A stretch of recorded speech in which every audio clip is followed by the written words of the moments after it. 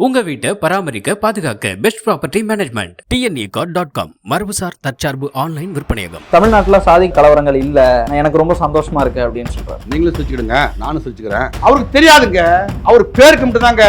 என்னது விக்கில கிரீடம் பேருக்கு மட்டும் தாங்க சிஎம். அது செய்யறது போற யாரு? 2-3 சிஎம் இருக்காங்க. எழுதி கொடுப்பாங்க ஒரு பேப்பர்ல. தம்பி விஜய்க்கு மாதிரி தான் அவருக்கு பேர் தானா பாஸ்ட் வராதுங்க. அவருக்கு ஏதாவது எழுதி கொடுக்கணும். இது ஒப்பிங்கன்னா அப்படியே நீராரம் கடல் ஒடுத்துன்னு ஒப்பிப்பார்.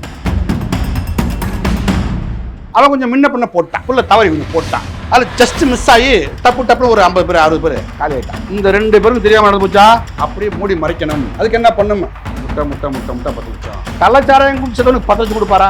அப்ப பாருங்க, அது நிவாரணம் தான். எது நிவாரணம்? படிக்கிறவனுக்கு வேலை கொடுனா வேலை இல்லை. போக்குவரத்து தரு ஒண்ணும் கிடையாது. ஆட்சி எங்க ஆட்சி சிறப்பா இருக்கு. யாருக்கு? உங்களுக்கு. தயவு செஞ்சு போயிடுங்க. 4 வருஷம் 4 சம்பவம் நடந்திருக்கு இந்த ஒரு மாசம். சரி, இப்ப நீங்க சொல்ல இதெல்லாம் தம்பி குறுக்க சீமா வந்தா 2 பேரும் செஞ்சு விட்டுருவாரு. அந்த பயம் 2 திமுகவுக்கு அதிமுக ஒரே பயம், சீமான பயங்க. அவருக்கு தெரியாம தான் நடக்குது எல்லாமே. அதான் இந்த கலவரத்துக்கு பின்னாடி அப்புறம் யார் இருப்பான்னு கேட்கறேன். அவங்க சின்னதா இருக்கிற இளவரசர், சின்ன இளவரசர் சேப்பாக்கம் சேகவரா இருக்கார்ல தம்பி, சேகப்பா இருப்பார். பார்த்துருக்கேன். ஒரு படம் ஒழுங்கா விடாது. 2 திருமாவளவன் இருக்காரு. சேரி மக்களுக்கு துணையா என்ற ஒரு தலைவன் இருந்தார். அது அப்போ திமுகவோடு இணைந்து 10 ஆண்டா தொடர்ச்சியா பயணம் பண்ற ஒரு திருமாவளவன் இருக்காரு. இது இப்போ தமிழ் குடுதாங்கி என்ற பட்டம் கொடுத்தவர் ஐயா ராமதாஸ். என்ன மறந்து போயிட்டீங்களா? என்னாச்சு உங்களுக்கு? திமுக சொம்படிச்சா அப்படியே மைண்ட் இல்லாம போயிடும். இந்த அளவுக்கு சீமான் வந்துட்டாரே என்ற ஒரு பொறாமை. அப்ப சேரிகள் எல்லாமே சிறுத்தை குடிந்த இடம்லாம் நீங்க பறக்குது என்ற ஒரு மனக்குமரல். அதன் வாயிலாகத்தானே திருமாவளவர்கள் எங்களுக்கான எதிரியை நாங்க தான் முடிவு பண்ண போறோம். அந்த லிஸ்ட்ல அவன் பேரே இல்லை. இங்க வாங்க, எங்கன்னா முட்டி போடுங்க, 5 சீட் கொடுப்பாங்க, வாங்கிங்க, ஜெயிச்சுட்டு போங்க, அப்படியே தொலைச்சிட்டு போங்க. யாரை உங்க நம்பிட்டு இருக்காங்களா அந்த மக்களுக்கு நீ புதுன போடுங்க. ஒரு ஆணையும் கிடையாது தானே. அதிமுக பிஜேபி கூட்டணி அதோட நாம் தமிழரும் சேர்ற மாதிரி ஒரு விஷயம் பேசிட்டு இருக்காங்க. ஒரு கட்சியோட அண்ணன் கூட்டணி கிடையாதுங்க. அண்ணன் தெளிவா சொல்லிட்டாங்க. என்ன தம்பி விஜய் கூட பேசிட்டு இருக்கா ஒரு தகவல்.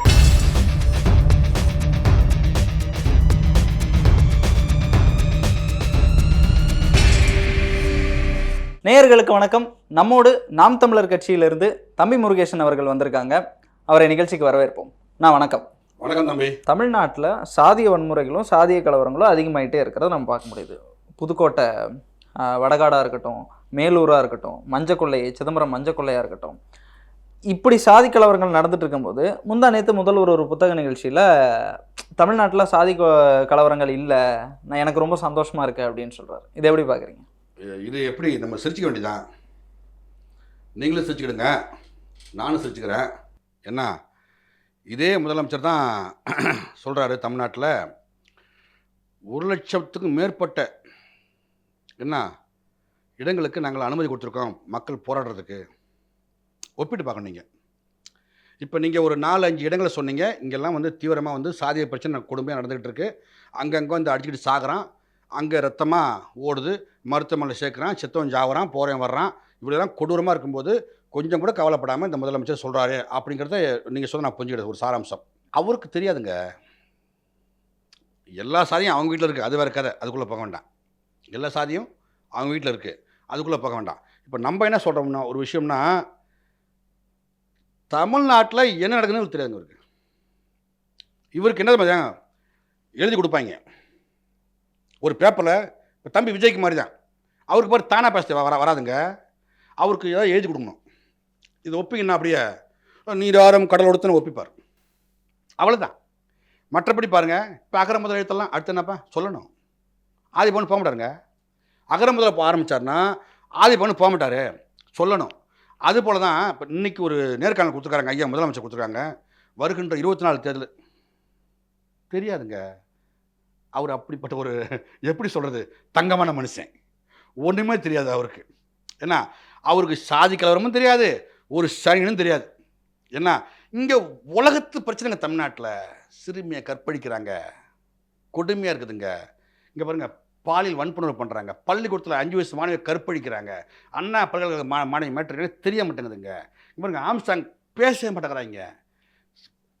எப்படி சொல்கிறது, மலத்தை கலந்து அடித்தாங்க சவுக்கு சங்கர் வீட்டில். கொடுமையான குடும்பங்க. ஒரு குரல் பதிவு வருதுங்க, அந்த குரல் பதிவில் பாருங்கள். ஐயா பேசுகிறாங்க, சேகர் பாபு ஐயா பேசுகிறாங்க. அப்போது இன்னும் ஒரு நிமிஷம் பார்க்குறியா, உன்னை தூக்கிறேன் பார்க்குறியா, அவன் சொல்கிறாங்க அங்கேருந்து, அந்த இணைப்புலேருந்து சொல்கிறான், நான் சவுக்கு சங்கர் வீட்டில் பண்ணதான் சொல்கிறேன்னு சொல்கிறான். அந்த குரல் பதிவு கேட்டிருப்பீங்க. என்ன இவர் என்ன சொல்கிறாரு, இவர் என்ன சொல்கிறார் பார்த்தீங்களா, இன்னும் ஒன்று இப்போ பாரு, ஒன்று நான் என்ன பண்ணுறேன் பாரு. அப்போ அதிகார திமிருங்க. அப்போ தமிழ்நாடு பூரா பத்துக்கிட்டு எருதுங்க. இல்லை இதெல்லாம் திமுக ஆட்சியில் சாதிய வன்கொடுமையில 10 எருதுங்க தமிழ்நாடு. இல்லை இதெல்லாம் திமுக ஆட்சியில் மட்டும் தான் நடக்குதா, மற்ற ஆட்சியில் நடக்கிறது இல்லையா? இவன் தான் நம்பர் 1. ஏங்க பண்ணுறது இவங்க தாங்க. திமுக இல்லைன்னா இந்த மண்ணு கொஞ்சம் அமைதியாக இருக்கும். நான் என்ன சொல்கிறேன், திராவிட கட்சி ரெண்டுமே கொடுமை தான். திராவிட கட்சி ரெண்டுமே கொடுமையான கட்சி ஆட்சி தான். நான் ஐயா எடப்பாடி பழனிசாமி ஆட்சி மட்டும் பெரிய பொருட்கள் ஆட்சின்னு சொல்ல வரல. என்ன 2 அயோக்கிய பையங்க, அல்ல அந்த அயோக்கிய பைய பரவாயில்ல போச்சப்பா உங்களுக்கு. ஐயோ நீங்கள் பண்ணுற பாடு பாருங்க. அரிசி இல்லை, பருப்பு இல்லை, எண்ணெய் இல்லை, அழுதுட்டு மக்கள் வாழ முடியல. சந்துக்கு சந்து சாராய கடை திறந்து வச்சிடுறீங்க. ராமனையும் பாருங்க, சரக்கை ஓட்டுறாங்க, வாழ முடியலைங்க. எல்லாம் பிள்ளைங்கள்லாம் பாருங்க, படிக்கிறதா குடிக்கிறதா கேட்டு தவிக்கிறாங்க.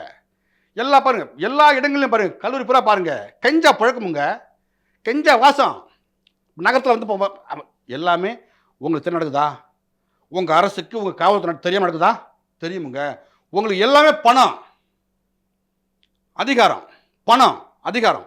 என்ன இப்போ என்ன சொன்னீங்க, முதலமைச்சரா அவர் பாவங்க. இங்கே தமிழகத்தில் நடக்கிற அத்தனை அக்கிரமங்களுக்கும் ஒரே காரணம் தமிழக அரசு தான். அதை தமிழக அரசுடைய முதலமைச்சர் ஏற்பார் என்றால் ஏற்க மாட்டார். ஏனென்றால் அவருக்கு ஒன்றுமே தெரியாது. அவருக்கு என்ன சீட்டை கொடுத்து படிக்க சொல்கிறாங்களோ அதை மட்டும் தான் படிக்க சொல்லுவார். அவரால் 5 நிமிஷம் பார்க்காம பேச முடியாது. ஏன்னா அந்த தகுதி அவருக்கு கிடையாது. இல்லைன்னா பாருங்க, ஒரு முதலமைச்சர் வந்து கள்ளச்சாராயம் குடிச்சதவனுக்கு 10 லட்சம் கொடுப்பாரா? அப்போ பாருங்க, எது நிவாரணம், எது அவங்க குடும்பத்துக்கான நிவாரணம் தான். அதுதாங்க லாரில் ஆக்சிடென்ட் விழுந்து போனவங்களுக்கு. சொல்லுங்க பாப்போம். அப்போ உடல்நல குறைவாக செத்தவங்களுக்கு, அவங்களுக்கு குடிக்கிறதே தப்புன்னு சொல்கிறோம். அப்போ கள்ளச்சாராயம் ஓன் சாராயம் செல்லணும், அந்த சாராயம் குடிச்சிருக்கான். இப்போ நீயும் சாராயம் கட்சி வித்துக்கிட்டு இருக்க டாஸ்மார்க்கில். இப்போ நீ சந்து கடை போட்டிருக்க. இப்போ ஓன் கடையை மீறி அவன் ஒரு கடையை போட்டான் கள்ளக்குறிச்சியில். என்ன ஒரு கடையை போட்டான். அது என்ன கலப்படமோ என்ன மிக்சிங்க பாவம், நீங்கள் ஒழுங்காக அங்கே போயிருந்து கலந்து கொடுத்தா அவன் கரெக்டாக கலவை சரியாக போட்டிருப்பான். அவன் கொஞ்சம் முன்ன பின்ன போட்டான், புள்ள தவறி கொஞ்சம் போட்டான். அதில் ஜஸ்ட் மிஸ் ஆகி டப்புன்னு ஒரு 50 பேர் 60 பேர் காலி ஆகிட்டான். அதுக்கு என்ன பண்ணுறீங்க, உடனே ஓடி யாரை காப்பாற்றுறீங்க? உதயசூரியன், அப்புறம் யார், வசந்தன் கார்த்திக், இவங்க யார், கள்ளக்குறிச்சி எம்எல்ஏ, ரிஷிவந்தி எம்எல்ஏ, அப்படியே காப்பாற்றுறீங்க. இந்த 2 பேருக்கும் தெரியாமல் நடந்து போச்சா? எல்லாமே அவங்க தாங்க. அந்த அந்த கள்ளக்குறிச்சி மரணத்தை அப்படியே மூடி மறைக்கணும். அதுக்கு என்ன பண்ணும், அந்த மரணத்தை தூக்கி கொண்டாடணும். அதுக்கு கொடுத்த அமௌண்ட்டு முட்டை 10 லட்சம், பெரிய அமௌண்ட்டு. சொல்லுங்க பார்ப்போம். படிக்கிறவனுக்கு வேலை கொடுனா வேலை இல்லை, சம்பளம், போக்குவரத்து, டர்ரு, ஒன்றும் கிடையாது ஆட்சி. அப்போ என்னது, எங்கள் ஆட்சி சிறப்பாக இருக்குது. யாருக்கு? உங்களுக்கு. உங்கள் ஆட்சி சிறப்பாக இருக்குது சாமி. யாருக்கு இருக்குது? உங்களுக்கு தான் இருக்குது, எங்களுக்கு இல்லை. தயவு செஞ்சு போயிடுங்க, தயவு செஞ்சு போயிடுங்க. முடியல என்ன, அப்படி மீண்டும் மீண்டும் ரொம்ப தம் கட்டாதீங்க ஐயா. உங்களை சுற்றி நடப்பது உங்களுக்கு தெரியல. இல்லை, இப்படி சுற்றி நடக்கிறது எப்படி தெரியாமல் இருக்கும்? 4 வருஷம் 4 சம்பவம் நடந்திருக்கு இந்த 1 மாசம். சரி, இப்போ நீங்கள் சொல்ற இதெல்லாம் தம்பி, இப்போ நீங்கள் சொல்கிற மாதிரியே வரும். இப்போ நீங்கள் சொன்ன அந்த அந்த தரவோடு நீங்கள் பேசுகிறீங்க. இன்னென்ன ஊரில் இப்படி நடந்துச்சு, இவ்வளோ பேர் செத்துருக்கான், வெட்டு செத்துருக்கான், இப்போ ஆணவ படம் நடக்குது, இப்போ சாதி வன்கொடுமை நடக்குது. தெரிஞ்சா இந்த மனுஷன் எங்கள் முதலமைச்சர் பேசுவாரா? நல்லா புரிஞ்சுக்கணும். இதெல்லாம் தெரிஞ்சிருந்தா பேசுவாரா? வாயை பொத்துக்கிட்டு கவுத்து ஈத்து நூல் வெளியிட்டு விழாவா என்ன ஃபங்க்ஷனுப்பா, இப்போ அமுக்கிறது வந்து பாரு, அமுக்கி விட்டு போயிட்டு இருப்பார். அப்போ ஒரு மனுஷன் பேசுறாருன்னா தெரிஞ்சு பேசுறாரா தெரியாமல் பேசுறாரா? அவருக்கு தெரியாதுங்க. அவர் பேருக்கு மட்டும்தாங்க. என்னது விக்கில்ல கிரீடம், தப்பா எடுத்துக்காதீங்க. என்ன பேருக்கு மட்டும்தாங்க சிஎம். அது செய்யறது பூரா யாரு? 2-3 சிஎம் இருக்காங்க. நான் அப்புறம் சொல்கிறேன் யாருன்னு. அவங்க தான் செஞ்சுட்டு இருக்காங்க. இப்போ அவரை பேருக்கு தாங்க ஒரு முதலமைச்சர். அவர் தெரியாதுங்க என்ன ஊரில் யார் சாவுறா, எந்த வழக்காகுது, எதுக்கு, ஒன்றுமே இல்லைங்க. நான் ஒரு கேள்வி கேட்குறேன், அது எப்படி தம்பி நீங்கள் தெளிவு சொல்லுங்கள். பொள்ளாச்சி பாலியல் வன்கொடுமை அந்த அந்த வழக்கில் வந்து தீர்ப்பு இன்னும் 5 நாள் தாங்க இருக்குது. உங்களுக்கு தெரியும். தீர்ப்பு 5 நாள் வர முன்ன அந்த நீதி அரசரை மாற்ற வேண்டிய தேவை என்ன இருக்கு? அப்ப இவருக்கு தெரியாது. அப்ப யாருக்கு தெரியும்? அந்த ஐஏஎஸ், அது சம்பந்தப்பட்ட அந்த அதிகாரிங்க. அதிமுகவும் திமுக ஒன்று தம்பி. அவன் கொள்ளையடிச்சா இவனை காப்பாற்றிக்குவான், இவன் கொள்ளையடிச்சா அவனை காப்பாற்றிக்குவான். ஒன்றுமே இல்லை. துப்பாக்கிச்சூடு ஒரு நடவடிக்கை, அம்மா செல்வி ஜெயலலிதா மரணம் ஒரு நடவடிக்கை, ஒரு மயிரும் கிடையாது. என்ன பண்ணுவான்? சேஃபாக அவனை பார்த்துக்குவான். அப்போ அவன் வந்துடுவான்.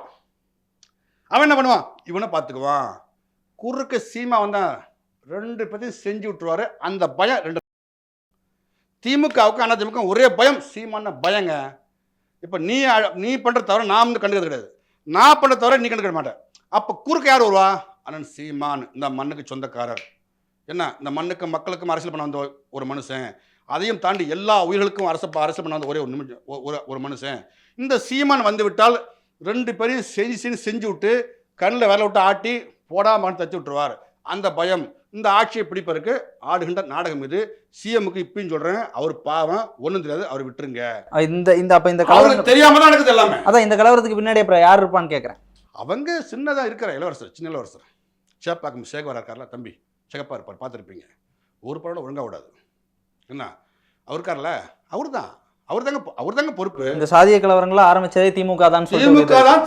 திமுக தான். அதை இப்போ எங்கள் அண்ணன் கேட்கலாம். சீமா எங்கள் அண்ணன் வந்து திருமணம் ஒருத்தருக்கார், உங்களுக்கு தெரியும். கருப்பாக பயங்கரமாக பேசுவார். மைக்கை பிடிச்சாருன்னா சரச்சரன்னு அடிப்பார். என்ன ஒன்று, அவர் இப்போ பேச மாட்டார். ஏன்னா எங்கள் அண்ணனுக்கு இருக்கிறது 8 மாதம் தான். கொஞ்சம் பார்த்து கூட்டி முடியாச்சம்மா. இப்போ நான் குரலாம் கொடுக்க மாட்டேன் சாமி, நான் வாயை பொத்திட்டேன்ப்பா, நான் பொத்திட்டேன், கேட்க மாட்டேன். சாதியாவது இன்னொன்னாவது, எவனோ சாவட்டும் எவனோ போகட்டும், நான் பேசக்கூடாது. இப்போ நம்ம போய் கேட்டு நம்ம 25 கேட்டிருக்கோம், எப்படியும் 5 கொடுப்பாங்க. இப்போ இதுக்கு வாயை விட்டு அது 3க்கு வந்துச்சுன்னா ஐயோ. இல்லை, நீங்கள் கேட்குற மாதிரி அவர் 25 கேட்கல. போன மேடையில் என்ன சொல்கிறாருன்னா, எனக்கு எதுக்கு 10 சீட்டு, எனக்கு அவ்வளோலாம் வேணாமே அப்படிங்கிறாரு. நீங்கள் மேடை பேச்சு மட்டும் கூடாது. எங்கள் அண்ணன் சங்கத்தமிழன் ஒருத்தருக்கா தெரியுமா உங்களுக்கு? விசிகாவில் தெரியுங்களா? அவர் பேசுறதை பாருங்க.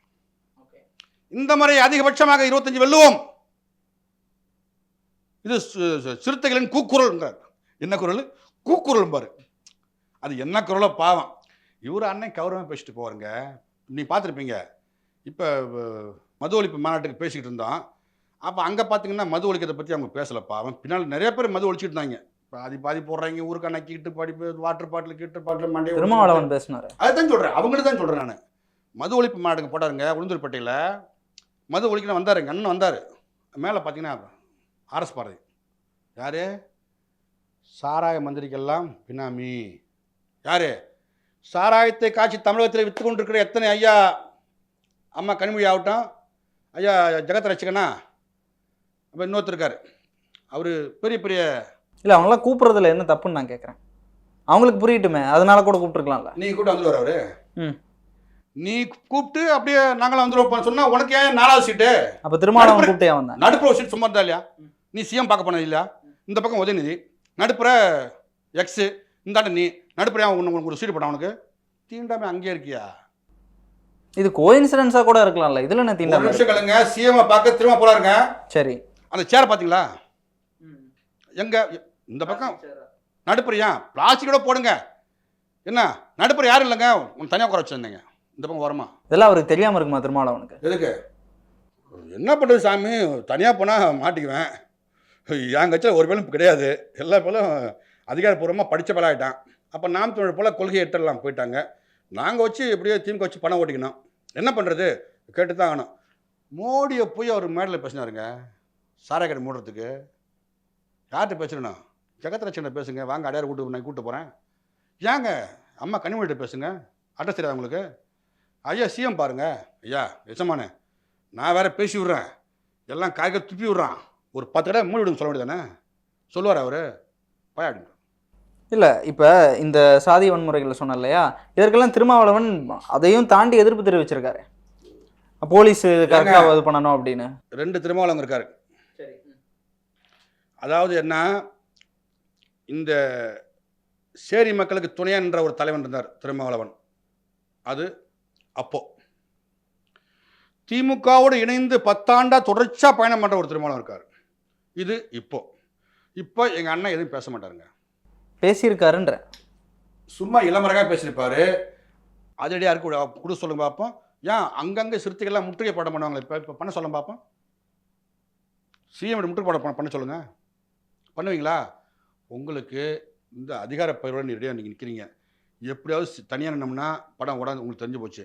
அப்போ நீங்கள் என்ன பண்ணுறீங்கன்னாக்கா இந்த அரசுக்கிட்ட கொடுக்குற சீட்டை கவர்மெண்ட் வாங்கிட்டு, ஏன்னா டபுள் ஆஃபர், இங்கே சீட்டு வரும் பணமும் வரும். புரியுதா உங்களுக்கு?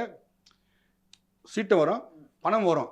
ஏன் இன்னொரு ஒரு ஆஃபரு அவங்க சின்னமே கொடுப்பாங்க. ரவிக்குமார் மாதிரி உதயசூரியன் சின்னமுங்க நின்னாங்கல்ல விழுப்புரத்தில், அப்படிலாம் வரும். அப்போ அதை விட்டுட்டு மக்களுக்கு பேசுவாங்களா? இவர்கள் மக்களுக்கு ஒருபோதும் பேச மாட்டார்கள். அப்போ யாருக்கு பேசுவான்? அவங்களுக்கு அதிகாரத்தை தக்க வச்சுக்க பேசிட்டு போவாங்க. அந்த வார்த்தை சொல்ல அளவுக்கு தான் இருக்குமே தவிர செயலில் இருக்காது. இதை நீங்கள் புரிஞ்சுக்கணும். ஆனால் திரும்ப வீரியம் வரலாம். எப்போ? இந்த 26 நாம திமுக ஓட விட்டதுக்கு அப்புறமா அண்ணா அம்போன்னு தனியாக நின்று அப்படி ஒரு வீரியம் கூட சினம் கொண்டு கூட வரலாம். அதுக்கு வாய்ப்பு இருக்குது. ஆனால் இப்போ வாய்ப்பு இல்லை ராஜா, அவ்வளோதான். ஓகே. இப்போ இந்த சம்பவங்கள்லாம் தொடர்ந்து பார்க்குறப்ப திருமாவளவன் ஒரு பக்கம் இருக்கட்டும், இன்னொரு மேடையில் அவர் என்ன சொல்கிறாரு, பாமக சித்திரை நிலவு முழு நிலவு மாநாட்டுக்கு யாரோ 2 பேர் எனக்கு கொடுத்தாங்க அப்படின்னு மேடையில் பேசியிருந்தாரு. அந்த பேச்சு எப்படி பார்க்குறீங்க நீங்கள்? இல்லை, அந்த பேச்சு அவ்வளோ பெரிய ஒரு அரசியல் தலைவருக்கு அது தவறு தம்பி. இல்லை, நான் என்ன சொல்கிறேன்னா, நீங்கள் அழைச்சாங்க, அது அவங்க பெருந்தன்மை. போகதும் போகாதும் உன்னுடைய ஒரு நிலைப்பாடு. ஒன்று அழைக்கிறாங்க, ஒரு தலைவராக நினச்சி அழைக்கிறாங்கன்னா அதை நீ போ, இல்லை போகான்ட்டு போ. ஆனால் விமர்சனம் செய்யக்கூடாது. ஏனென்றால் உங்களுக்கு தமிழ் கொடுதாங்கி என்ற பட்டம் கொடுத்தவர் ஐயா ராமதாஸ். என்ன மறந்து போயிட்டீங்களா? என்னாச்சு உங்களுக்கு? திமுகவில் சொம்படிச்சா அப்படியே மைண்ட் இல்லாமல் போயிடும். சரி, திமுகவில் முட்டி போட்டால் மொத்தமாகவே முட்டி போட்டுருங்களா? கொஞ்சம் யோசிச்சு பாருங்க தலைவா. என்ன இதே பாமக இல்லைன்னு சொன்னால் நீங்கள் யாரும் தெரிஞ்சிருக்க மாட்டீங்க. தொடர்ச்சியாக நீங்களும் அவங்களும் சண்டையிடனால தான் என்ன தமிழகத்தில் சாதி கலரம் அதிகமாச்சு. நீ திருமாவளவன் நீ ஒரு சாதி தரம் இல்லாமல் அனைத்து மக்களுக்குமான ஒரு அரசியல் செய்ய வந்திருந்தாக்க அந்த வன்னியர் கூட ஒன்றும் சண்டை கிடையாது. அவர் அப்படி தானே சொல்கிறாரு. அவர் தான் நான் ஒரு புது தலைவர் தானே அவர் சொல்கிறாரு. திரும்பவும் சொல்கிறேன், இன்னைக்கு சொல்கிற கேட்காதீங்க. அப்படியே பாருங்கள், அவர் பயணித்த பாதையை பாருங்கள், அது சரியாக இருக்காது. அப்போ சரியாக இருந்தது. இந்த திருமாவளவன் என்னைக்கு திமுகவில் போயிட்டு உட்காந்தாரோ அன்னைக்கு அந்த கட்சி க்ளோஸ். அவர் நினச்சிட்டு இருக்காரு நமக்கு 5 எம்எல்ஏ இருக்குது, 3 எம்பி இருக்குலாம் நினச்சிட்டு இருக்காரு. இது தொடர்ச்சியாக இருக்குமாங்கிறது கேள்விக்குரிய தம்பி. ஏன்னா நம்ம அவங்கள வீழ்த்தணும்னு நம்ம நோக்கமே இல்லை. ஏன்னா அவர் மானத்தமிழர், அதில் மாட்டுக்கத்து இல்லை. எங்கள் அண்ணன் இன்னைக்கும் எங்கள் அண்ணன் செஞ்சவன் சீமா இன்னைக்கும் அண்ணன் திருமா பற்றி எதுவுமே தவறாக பதிவே பண்ண மாட்டாங்க. ஏன்னா அது அவர் மீது உள்ள மரியாதை. அதே திருமா அவர்கள் அண்ணன் சீமானை எத்தனையோ முறை சேட்டையார் இறைத்தார். அது அவரது அறியாமை. என்ன இந்த அளவுக்கு சீமான் வந்துட்டாரே என்ற ஒரு பொறாமை. அப்போ சேரிகள் எல்லாமே சிறுத்தை குழிந்த இடம்லாம் நீங்கள் பார்க்குது என்ற ஒரு மனக்குமுறல். அதன் வாயிலாகத்தானே திரும்ப அவர்கள் அண்ணனை கேவலப்படுத்தி பேசுவது. அதை பற்றி அண்ணன் கொஞ்சம் கவலைப்படுவதில்லை. ஏனென்றால் என் அண்ணன் கடந்து போகிறார். இருந்துட்டு தான் போட்டோம், அண்ணன் தானே. ஏன்னா நாம் வீழ்த்த வந்தது இந்த தமிழ் தேசியம் திராவிடத்தை தானே ஒழிய விசிக்காவல்ல. அவங்க லிஸ்ட்டில் அவங்க பேர் இல்லைங்க. இப்போ நம்ம தொடர்ச்சியாக ஒரு விஷயம் சொல்லுவோம், எங்களுக்கான எதிரியை நாங்கள் தான் முடிவு பண்ண போகிறோம். அந்த லிஸ்ட்டில் அவன் பேரே இல்லை. அதனால் ஒன்றை பற்றி விமர்சனம் பண்ணலாம் எங்களுக்கு தேவையற்றது. நீங்கள் வாங்க, எங்கன்னா முட்டி போடுங்க, 5 சீட்டு கொடுப்பாங்க, வாங்கிக்கிங்க, ஜெயிச்சுட்டு போங்க, எப்படி தொலைச்சிட்டு போங்க. ஏன்னா நீங்கள் இந்த இந்த கட்சி ஒன்றை சார்ந்த மக்களுக்கு நீ யாரை உன்னை நம்பிட்டு இருக்காங்களோ அந்த மக்களுக்கு நீ இப்படி பிடுங்கு ஒரு ஆணையும் கிடையாது தானே. ஆனால் ஒன்றால் அழிஞ்ச குடும்பம் 10,000 குடும்பம். பேசவா வேண்டாம், அதுக்காக நம்ம இங்கே வரல. பாமக அதாவது தமிழ் சார்ந்த பெருந்தலைவர்கள் ஆளுமைகள், பாமகவாக இருக்கட்டும், வேல்முருகனாக இருக்கட்டும், சீமானா இருக்கட்டும், திருமாவளவனா கூட இருக்கட்டும், இவங்கெல்லாம் ஒன்று சேர வாய்ப்பு இல்லையா? ஏன்னா இப்போ தமிழ் சூழலில் நீங்கள் சொல்கிற மாதிரி இந்த ஆட்சி வரணும், தமிழர்கள் ஆட்சி வரணுன்ற போது இவங்க 2 பேருமே இப்படி சண்டையிட்டு இருக்காங்க. எல்லாருக்குள்ளே ஒரு முரண் இருக்குது. எடப்பாடியாக கூட இருக்கட்டும், இவங்கெல்லாம் சேரணும்னு நினைக்கிறாங்களா இல்லையா? உங்கள் கேள்வி நியாயமானது, நியாயமானதை விட தார்மீகமானது. என்ன ஏற்றுக்கொள்ள வேண்டிய ஒரு கேள்வி. அனைத்து தமிழ் தேச சிந்தனையோடு இருக்கிற ஒவ்வொரு தலைவரும் என்ன அப்போ ஒன்று சேர்ந்து ஒரு வலிமையான ஒரு அதிகாரத்தை இங்கே படைச்சிங்கனாக்க தமிழ் தேசியம் வளருமேங்கிறத உங்களுடைய கேள்வி. இப்போ இங்கே 2 விஷயம் இருக்குது தம்பி. எப்படின்னா, நாடு வளரணும், நாட்டு மக்கள் நலன் நம்ம கருதி வரணுங்கிறது ஒரு இலக்கு. இன்னொரு இலக்கு பார்த்தீங்கன்னாக்க, எப்படியாவது இந்த வாட்டி ஒரு சீட்டு தானே கொடுத்தான், இன்னொரு சீட்டை எக்ஸ்ட்ரா பிடிச்சிடணும்பா. அதுக்கு பெரிய அடிப்பாங்க, செஞ்சு அடிப்பாங்க, டம்பு அடிப்பாங்க. நீங்கள் பாருங்களேன், இந்த அண்ணாரோட பக்கம் போய் பாருங்கள், அடிப்பான் பாருங்க செம்பு. அவனுங்க செம்பு நம்ப முடியாது சாமி. எல்லாம் பாருங்கள் பித்தளை செம்பு, எல்லாம் கிழிஞ்ச செம்பு அடிப்பான். ஒரு சீட்டுக்கு வந்து இன்னொரு சீட்டுக்கு அடிப்பான் பயங்கரமாக. அந்த அந்த அந்த அந்த திண்ணையே நம்பியிருக்கோம், அறிவாலய திண்ணையே நம்பியிருக்கோம், எல்லா வேலையும் குந்திருப்பான். இது ஒரு இது. இந்த மண்ணையும் மக்களையும் காக்குன்னு நினைக்கிறவன் அந்த பக்கம் போக மாட்டான், நீங்கள் கேட்ட கேள்விக்கு வந்துடுவான். இப்போ இந்த 2 தடவை போகும்போது சில பேரில் எல்லாமே தான் சொல்ல முடியும். இப்போ யார் சமரசம் பண்ணாதவங்க தமிழ்நாட்டில்? ஒவ்வொரு தேர்தலிலும் வந்து சமரசம் செய்யாத ஒரு தலைவர் யார்? அண்ணன் சீமானை தவிர. சீமான் செய்து கொள்ள மாட்டார், தன் தம்பிகளை மற்ற கட்சியில் அடக வைக்க மாட்டார். ஆனால் இதெல்லாம் தேர்தலுக்கு இதெல்லாம் பாசிபிளாக இருக்குமா, ப்ராக்டிக்கலாக இருக்குமா? இப்போ நாங்கள் தொடர்ச்சியாக 2016 காலகட்டத்தில் வந்து ஆட்சிக்கு அந்த கட்சி தொடங்கும் போது வர என்ன சொன்னாங்க, 1.1 வாங்கினவங்களாம் என்ன அரசியல் கட்சி, அப்புறம் 1.5, அப்போ 2 விழுக்காடு, 5 விழுக்காடு, இப்போ 7 விழுக்காடு, 8 விழுக்காடு போகலாம். இன்றைக்கி பாருங்கள், எல்லா கட்சியுமே பாஜக உள்பட, திமுக இல்லை அவன் பிக்காளி பையன், அண்ணா திமுக உள்பட மற்ற கட்சி எல்லாமே சீமான் கூட்டணிக்கு வாங்கன்னு அழைக்கிறாங்களா இல்லையா? அப்பவுமே ஒரு எம்எல்ஏ ஒரு எம்பியோ இல்லை, ஏன் அது? எங்களுக்கு தெரியுமுங்க. இப்போ நாங்கள் இப்படி வளர்ந்து வர தெரியாதுல்ல, சீமான் இப்படிலாம் வளர்ந்து வருவார் யாருக்கா தெரியுமா? வந்தமா இல்லையா? உங்களுக்கு அப்படி கூட்டணியே தேவையில்லைன்றீங்க. ஏங்க நீங்கள் நினைக்கிறீங்க கூட்டணியில் நாங்கள் இப்போ கூட்டணி இருக்கோம். நாங்கள் இந்த பூர்வகுடி மக்களோடு, எங்கள் மண்ணை நேசிக்கின்ற மக்களோடு, தமிழ் தேசியத்தை யார் ஆதரிக்கிறாங்களோ அவங்க கூட நாங்கள் கூட்டணி இருக்கிறோம். நீங்கள் நினைக்கிறீங்க இந்த கூட்டணி வச்சா தான் வந்து ஓட்டுக்கு பணம் கொடுத்து சாராயமெல்லாம் கொடுத்தா தான் ஒரு கட்சி நினைக்கிறீங்க. ஓட்டுக்கு பணம் கொடுக்கணும்னு அவசியம் இல்லை, ஒரு பவர் சேரும்ல. இப்போ பவர் இல்லாமல் இருக்கா? இன்றைக்கி 4 வருஷத்தில் பாருங்கள், எதிர்கட்சி யார்?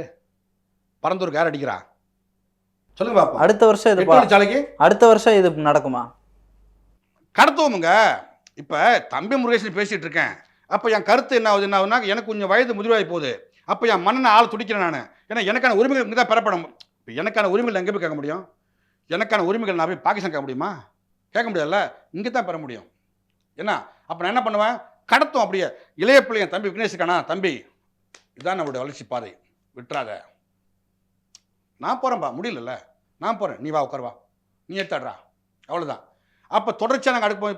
இப்போ நாங்கள் வரும்போது அப்போ எங்களை ஆண்டு கொளுத்து வாழ்கிற மக்களுக்கு என்ன, நாங்கள் தான் முதல் எதிரி. ஏன்னா அதிமுக பிஜேபி கூட்டணி அதோட நாம் தமிழரும் சேர்ற மாதிரி ஒரு விஷயம் பேசிட்டு இருக்காங்க.